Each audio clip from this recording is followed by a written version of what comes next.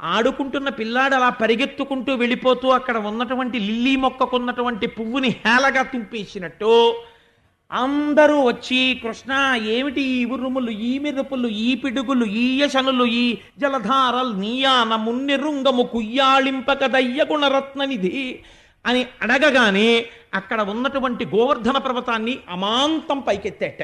పైకెత్తి తన చిటికిన వేలి మీద పట్టుకున్నాడు.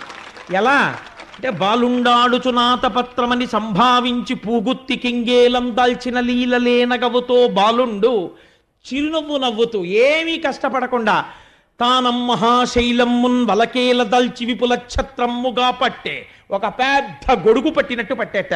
విపుల ఛత్రమ్ముగా పట్టే తద్భీలాభ్రచ్యుత దుశిలాచకిత గోపీగోప గోపంక్తికిన్ ఆవులు, దూడలు, ఎద్దులు, గోపకాంతలు, గోపాలబాలురు, గోపకులు అందరూ ఆ గోవర్ధనగిరి కిందకి వచ్చేశారు.